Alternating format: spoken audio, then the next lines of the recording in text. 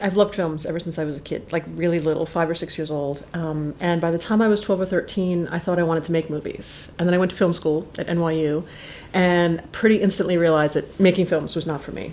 But I had been doing a lot of writing, all sorts of things, fiction and things like that, before I went to school. And then when I dropped out, sort of worked in publishing for a bit, and then the internet came along. So this was, mid 90s. And I saw that people were reviewing films online, and I thought, that's a really good way to combine my love of movies and my love of writing. And I had pretty much at that point decided I wanted to be a writer. So I started a website, started reviewing films. There weren't that many people doing it at the time, so it got some attention.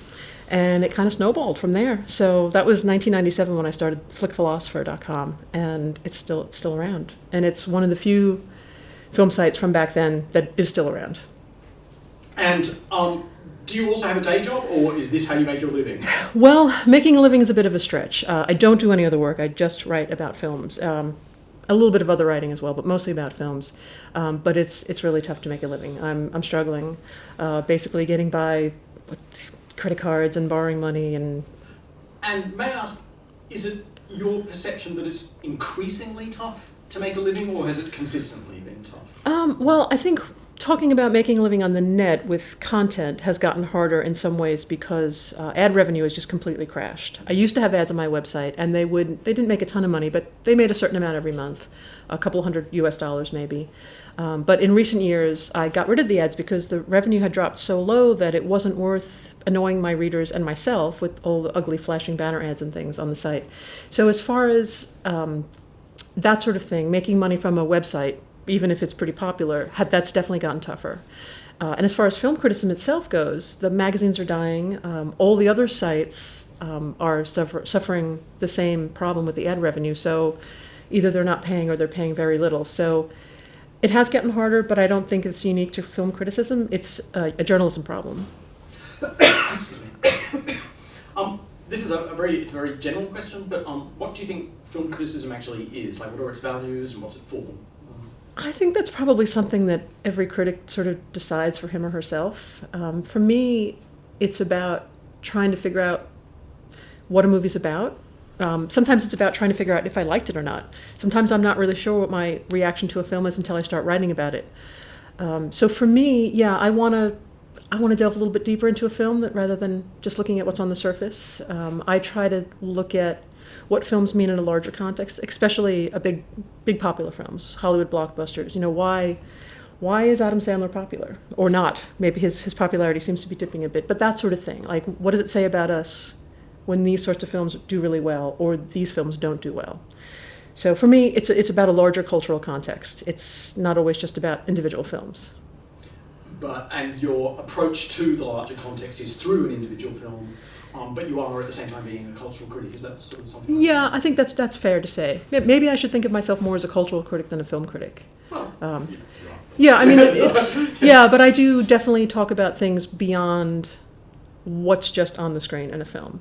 I sometimes get criticism from readers who don't like it when I ignore things like the cinematography or the score in a film and focus on the content. I do focus on the plot and the characters and the story for the most part, because a beautiful looking film with a great score that tells a repulsive story is still a repulsive film to me.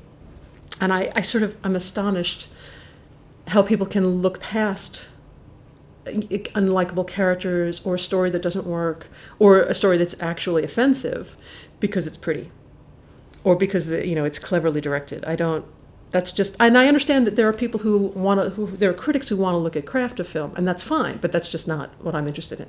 But do you sometimes like a film because of, say, the interplay and contrast between an aestheticized package and ugly content? I mean, sometimes that can actually be exploited by the filmmakers. Absolutely, yeah. They can work together or work against each other in interesting ways, but I don't know how to separate them. I don't know how to say this is a repulsive film, but it looks amazing. That's just not something that interests me. And it's not why I go to the movies. I don't want to see a pretty film or a movie that does something new with, camera angles if there isn't something else there. And is there a difference in your mind between a film critic and a film reviewer? And if there is a difference, do you ally yourself more with one or the other? I tend to call myself a film critic, not because I necessarily see this dichotomy, but I know a lot of people seem to feel that a reviewer is sort of Consumer Reports kind of thing, like go see this movie this week because it's worth your money. And a critic is someone who delves a little bit deeper into the film. And I think that's a distinction that doesn't. I understand the distinction, and I understand why people are using the different words or the different labels, but I don't really think that it really matters. I guess the two activities can certainly go together in that you can engage in critical activity while still presenting Consumer Reports. Right. And I think I do try to do that. I try to. I'm not academic in my writing. I try to have sort of a populist appeal, I hope, even while I'm talking about slightly more serious issues regarding movies, even regarding silly movies. But yeah, I think it's a distinction that we get worked up about, and it's not really all that important. You've said that you think part of your task is contextualization, whether cultural contextualization or I guess film history contextualization. If you're looking at Adam Sandler's career, for example. Right. And you also you said that you prefer thematic interpretation to, say, analysis in terms of cinematography. Right. I wonder where in your mind, for the kind of reviews that you wish to write, the kind of criticism you want to do, where does evaluation fit into this? Determining whether a film is good or bad, asserting whether a film is of quality or not of quality. Right. Is that also? Do you consider that to be part of what you do? And is that important to you? Yeah. Not the most important. But just right. It is important because I love movies. I want to go to the movies and be swept away and be diverted. The different qualities that make a film diverting or entertaining to me are going to vary based on the other cultural contexts. A movie that treats women really badly, even if it's otherwise entertaining, I may have some problems with that, or maybe not. I might still be able to overcome, some of my own prejudices to see a film as entertaining. It's something that I deal with on a film-by-film basis. But I never worry about, I hate the term guilty pleasure because it implies that you really shouldn't like a certain movie and you should feel bad about liking it. I don't understand that. If you enjoy a movie, enjoy it, embrace it, own it. That term is like the Catholicism of criticism, isn't it? Yeah, yeah. You've got to go and confess to having liked a film. But, do you use star ratings on your site? Given that the site is your site and you've set it up, do you use star ratings or some variant on star ratings? Yeah, I didn't used to use any sort of rating system at all. And as the site got more popular, and this is at least 10 years now, people started asking for something a little more concrete that they could look at and say, okay, she liked this, she hated this, she was somewhere in the middle. So I don't use star ratings, but I use a traffic light system. So a green light means this movie is worth paying cinema prices for, go see it. Yellow means pretty good, has some problems, maybe wait for DVD unless your favorite actor's in it, then go to the cinema. And red pretty much means skip it entirely. So that's what I use. I feel it's a little more, there's a lot more scope for not being so concrete as a star rating is. Like, I'm not really sure what the difference is between a 2.5-star film and a 3-star film. So that kind of thing drives me crazy. So I came up with the traffic light thing just as a way to give my readers what they wanted. They wanted to be able to say, oh, MaryAnn said it was a red light. It's a kind of system of advocacy or non-advocacy. Yeah, exactly. Yeah. And that has value, I guess, because that is consumer. That's the straightforward consumer advice of what you write. It is, yeah. Moving on to kind of new media and the future of criticism. How's film criticism changed since you started in the business, or has it changed since you started? It has. I mean, I've been basically there on the internet doing movie reviews from the beginning, and I can see that it has really changed a lot. It started out basically just aping what newspapers and magazines are doing with criticism. And in some ways, some of the changes have been good. Some people are doing really clever things on YouTube with video essays and video criticism. The Red Letter Media guy has some issues, but he's done some really clever things with analyzing movies where his analysis are sometimes longer than the actual films. So that's really clever. Twitter, I know people hate Twitter. I really like Twitter. It does reduce our reactions to films to 140 characters or less, but I think there's some value in that. The only value in Twitter comes when you're there all the time. So, and then you would start to see whose opinions were valuable and who's aligned with yours and whose didn't. And I think that's a really important thing about film criticism too, that people tend to forget, especially now on the web where there's so many people reviewing movies and lots of people who are amateur in the sense of not getting paid for their work, who are doing really good work. There's so many people that it's really important to find a critic whose sensibilities align with yours, or who you can use as a guide, even if you always disagree with someone. That's useful too. So it's really important to find, and it's easier to do now, to find that critic who works for you, rather than having this idea that all critics must appeal to all people. That's unrealistic. But it's part of that idea that critics, especially critics who are appealing to their readership somehow online, right, through an online medium, have to work to establish their identity in order to fulfill the role that you're describing. Yeah. If it's going to be a critic that you trust, that's because you've read quite a lot of what they've written, which means that's they true. have to have written quite a lot and shown it online.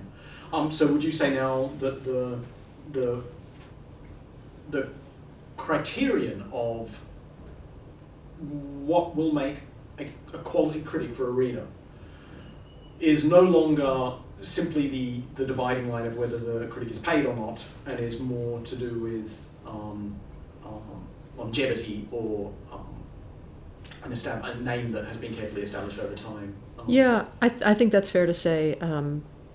And that's part of why it's getting harder for film criticism to survive, is that it's really tough to be a dedicated critic and see a few films a week and write about them in any sort of depth that's going to be useful in the short run and the long run for readers, and to maintain that for the years that it takes to get better at what you're doing, to build an audience, and to get people to trust you.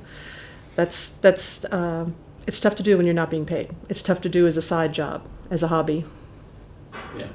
I couldn't agree more. And you alluded to this earlier, but you think that print is on its way out and will not be around for much longer. I think that's probably true. I mean, I'm sure there will always be print publications around in the same way that vinyl records still exist, but they will be the sort of the province of collectors and hobbyists. Does it matter? Yeah. I don't think it does matter, except in the sense that the economics of the internet are making it harder for everyone to get paid. But that's, as I said, it's not unique to film criticism. It's any sort of content creation, whether it's music or webcomics or anything. And in a way, because of the democratization of online, there've never been more film critics ever. No, now, I'm sure there aren't. There's no way we could all get paid. Well, most of them aren't very good. I mean, there are lots of people who are doing good stuff, but most of the people who are writing about film are not very good, or not bringing anything new and interesting. When they parrot, even if it's unintentionally, what a dozen other critics are saying, what's the point? One of the things that I think I sort of hit on it accidentally when I first started, is I knew that the only thing that was going to make me stand out was to really be myself, to not pretend to have this distant, uninvolved voice, but to really bring a lot of my personality and my biases and prejudices into my work. Because if I didn't, it was going to sound like everybody else, and what was the point? And I think there are a lot of people who are doing all sorts of creative stuff today who either they don't realize that, or they're afraid to do it. And it can be scary. It's revealing a lot of yourself sometimes. That's hilarious. I must say, I think that's totally true, and I can see that in your writing, immediately. It's very, very true, but I'm the exact opposite. It's like, there's none of my personality in my actual film writing. Yeah. There is maybe on Twitter, but just none. I don't even know what my personality is, but do you think that the views of a professional or paid critic should be valued more than those of an amateur? No, basically not. I mean, I think we can see that there are lots of people who have, important and prestigious, well-paid jobs in criticism who aren't particularly all that interesting. I think the work should speak for itself. I think that there is a certain value in someone else with influence and prestige and power saying, your stuff is good enough that I want to share it with a large audience. But that should be a minimal factor in how we decide who's worth reading. The work should speak for itself. I did a small amount of research into the early history. This documentary is going to have its focus on London and London critics, for budgetary reasons, obviously. But I mean, I did some research into the kind of early history of British film criticism, and there were people writing about film throughout the 1910s, but there weren't really people you'd call film critics until the 1920s. And that's also when the first kind of named critics, where they were established and known as film critics, emerged. And I was surprised to learn that the two big name critics, the only two really big name critics at that time, were both women. And I wonder, I mean, obviously neither of us was around at that time, right, so we don't have any insight into the 1920s, but I wonder how you think the current landscape compares to that in terms of representation of female voices. Well, there are not many women reviewing movies today. It's interesting that you mentioned the early days of film, because at that point there were lots of women who owned their own production companies and were making movies as well, who were directors in the teens and 20s in Hollywood, and probably in the UK too, although I'm not sure about that. So that it's an interesting parallel. There were lots of women who were powerful in the industry, but it was before the industry was really powerful. I think once sound came in, and once Hollywood became really big business in the Depression, that's when women got pushed out. Not just making films, but also writing about films. It happens in lots of fields. As soon as it gets important, the women leave. They're pushed out by the men. So what? Why is it important? What do female? Sorry, that sounded really aggressive. But I mean, what do female voices? What do they bring to film criticism? That is noticeable, just conspicuous by its absence now. Right. Well, now what we get when most movies are produced and directed and written by straight white men, and it seems like to me the vast majority of critics are straight white men, it becomes kind of an echo chamber. It's not that all men think alike, but there are biases, certainly in our culture, that maleness and whiteness is considered the default.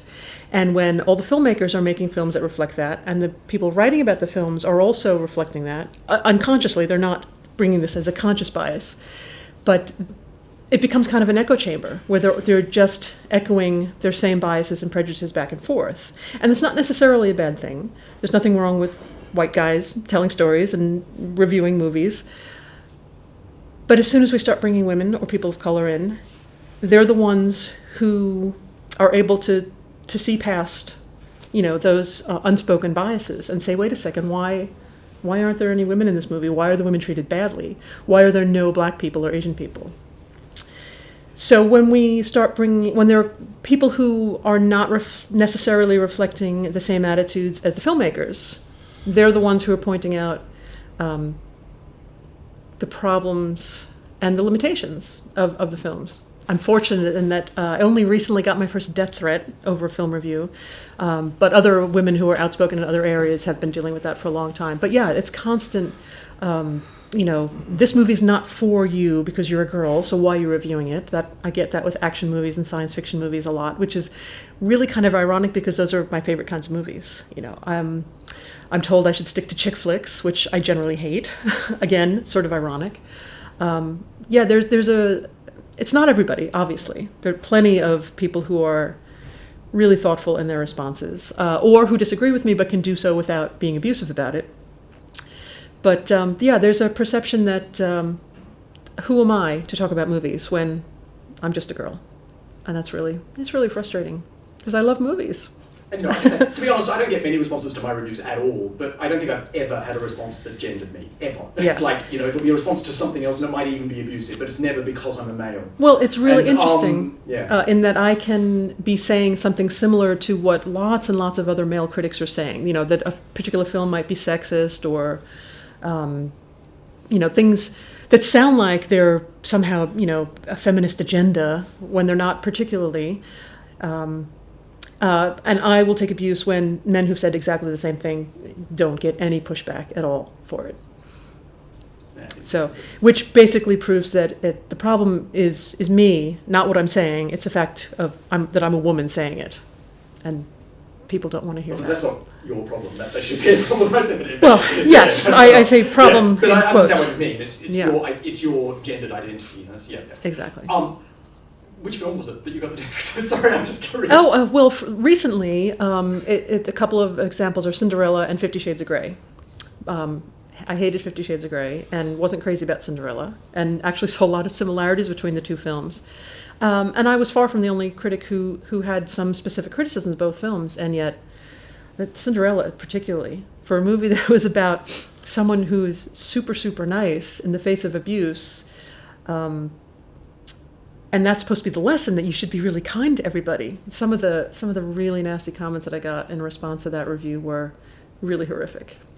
And how do you respond to comments like this, or do you ignore them? Or it depends on the tenor of them, and also whether if someone just comes and drops an insult and then leaves and doesn't have anything, actually critical to say in response to what I've written, those comments I delete them. They're gone.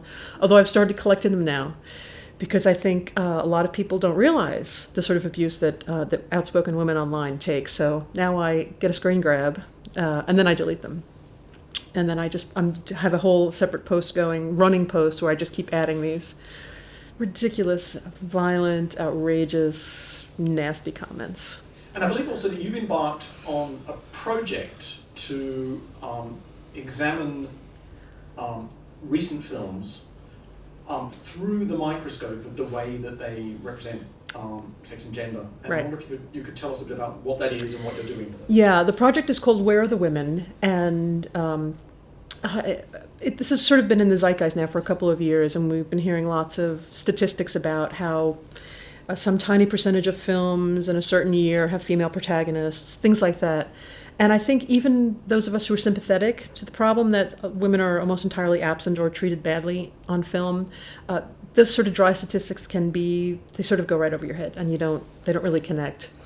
So I developed these criteria to rate how well a film represents women. And by representing women, I mean not that women have to be good people or noble characters in the story, but it's more important that are they at the center of the story? Is there a female protagonist? If there isn't a female protagonist, are there female characters who are in positions of authority? I think we filmmakers too often default to white men in any sort of role, whether it's the cop on the corner interviewing suspects or witnesses in one scene in a film, or a teacher or a judge, that sort of thing. Of roles that could easily be played by women, but that doesn't happen. So it's a really fine-grained way of examining, do women appear in the story? Do they have any control over the action? Or are they just there to be kidnapped in order to motivate the male protagonist? So each movie gets a numerical score, and then I'm grading the films, the new wide releases for 2015 in both the US and the UK. So we're about 4 months into the year now, and you can see there's a long list of films, and it's really obvious where the problems are, because the vast majority of the movies have negative ratings. There's only a few that have good depictions of women, in the sense that they're female characters. They can be screwed up, they can be anti-heroes, but they're at the center of the story, and that's the important thing. And it's not a problem that any individual film doesn't represent women well. Women don't have to be in every story, and there are plenty of legitimate stories to be told that only feature men, or that women are barely present in. The problem is when most movies ignore women. So it's important to see the numbers, I think. And it's been yielding interesting results. It's been yielding expected results. But I think it's showing here's the list of these films, and this is the ones that are doing well, and there's not that many, and here are the ones that are doing badly, and there's tons of them. I hope that people will look at this list and say, wow, I knew it was bad, I didn't think it was this bad. And I would love to, I've laid out all my criteria, all the things that I'm judging films on or rating films on, and explanations for why these are problems. I would love it if young filmmakers would take a look at this and say, oh yeah, okay, that character could be female, no problem, or my protagonist could be female. If I have some impact on young filmmakers, that would be great. So part of your hope is to actually influence future film, or at least the current reality, and would like to get people thinking more about this problem, and to see it as a problem, because a lot of people just don't see it as an issue.